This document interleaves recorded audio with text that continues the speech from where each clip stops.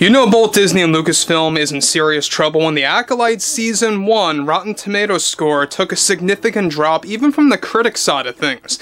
The shills, if you will, went from 91% down to a whopping 84% on Rotten Tomatoes. That's how bad the Acolyte is actually steering toward right now after Episode 3's debut just yesterday on Disney+, and even the overall audience score is dropping like flies. As of right now, we are bouncing back and forth between 24 to 25%, expected to drop in the high teens by, I would say, within a couple of days, maybe even earlier than that. This is Mike Zero. Subscribe if you're new and like this video to see future updates. You can also follow me at Mike01. I thank you all so very much for the great and kind support. So, as I talked about this on Twitter/X, the Acolyte Episode 3 is an abomination to Star Wars. It truly is all in your face to Star Wars fans to really say that we don't care about George Lucas, we don't care about the philosophy that he created. This is about the women, this is about an overall agenda above all else, above proper storytelling, above proper character development and common sense. That's what Kathleen Kennedy is about, and that's exactly what Leslie Headland supports, and it's only about to get worse as we approach Episode 4, 5, 6, 7, and 8, and this could very well be the worst, of course, Star Wars series. It already is, but the way things are going right now, to the point where it is irreversible damage. Now, what's interesting about this has a lot to do with Kathleen Kennedy defending the Acolyte series to no end. Now, we already know that she's going to defend this garbage day in and day out to really just go into desperate damage control at all costs. Now, with those like Kathleen Kennedy and Leslie Headland endlessly defending the Acolyte in a move to protect their agenda with the franchise, one major development now has much to do with Kathleen Kennedy defending the Acolyte Episode 3 and going against the fan backlash where she delivered the following. Producing this series has been the honor of a lifetime, and to work with someone like Leslie, who was a gem on set. When we were discussing Episode 3, we really wanted to find a great opportunity to represent the LGBTQ community and how we could really shift the tone for Star Wars. So by the way, guys, she's talking about Mother Coral and Mother Anastasia, alright? Mother Anastasia created the children, Mother Coral carried the children. Moving on.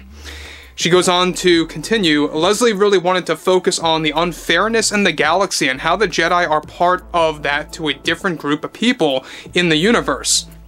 We really wanted to do something different with this one. We really had the Night Sisters in many iterations of Star Wars, but we wanted to focus on a new tribe of witches that could carry the LGBTQ representation that we thought would fit the story and narrative very well. I think there is always going to be negative criticism to that you can't really avoid, and it's a growing problem in the film industry that needs to be addressed over and over again. But I reassured Leslie that whatever criticism comes our way, it's nothing more than a minority of our core fan base. For the most part, the community is open to change and evolution in Star Wars and how we are shifting away from George's vision.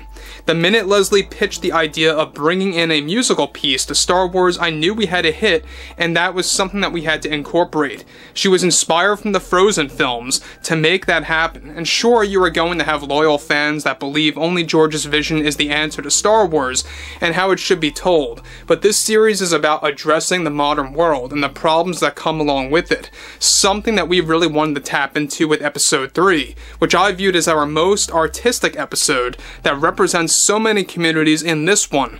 For a very long time, men have had their chance to be at the forefront in Star Wars. And this is our first episode where we really wanted to represent the importance of women, and women that come from different backgrounds, more importantly, and beliefs. It was truly inspiring that we got this developed thanks to Leslie. She has been a symbol of how Star Wars should be done to adapt to the modern woman, and how we are finally opening up to a missed demographic that we hope to expand with this important brand for Lucasfilm.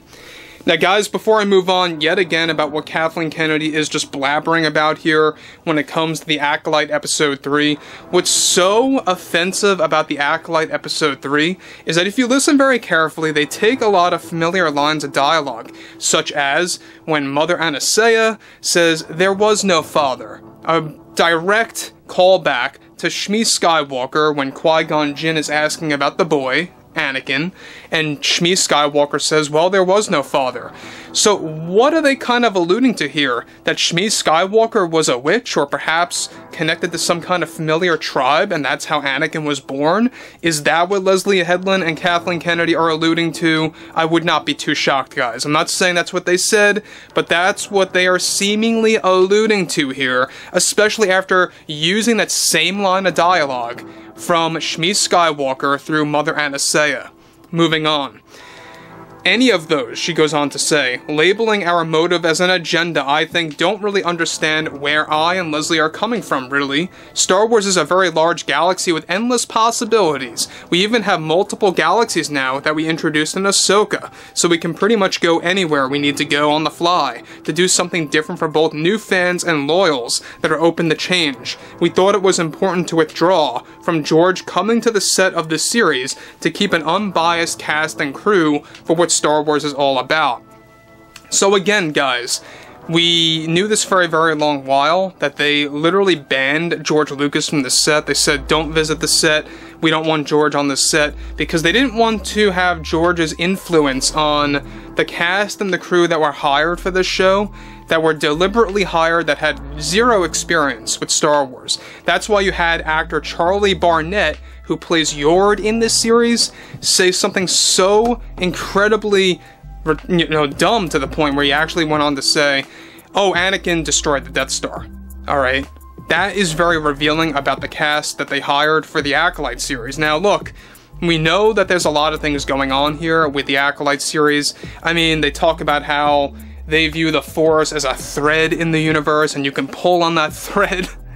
What else can you pull a thread on? Alright, I think that we all know what they're alluding to there as well, but what's interesting about this is that the Acolyte series is pure trash.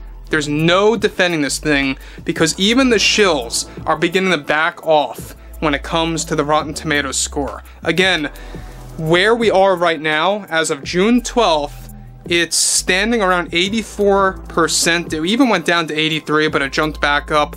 But that's a massive dip from 91% just yesterday, even from the actual defenders of the Acolyte series. So what are they going to say now? Are they going to continue to say it's all review bombing and fake reviews this and that? I don't think so. I think that we're going to come to a point where they're going to have to admit that this is just a trash fire, and that they're going to have to do something about it. Now, do I think that they're going to do something about it? Not necessarily. I think that with Skeleton Crew coming out in just a short number of months, which is also said to be another failure, it's not going to make things any easier. So overall, I would really love to hear what everyone has to say about the Acolyte Episode 3, whether you saw it or not. If you don't decide to watch it, or if you don't decide to look up clips or anything like that, definitely do inform yourself by word of mouth about what's going on in this episode. We talked quite a bit in the last video that we posted, but overall, I would like to hear what you all have to say about this below in the comments, and if you guys did enjoy the content for today, make sure to drop a thumbs up on this video to support the channel, and I will catch you guys later.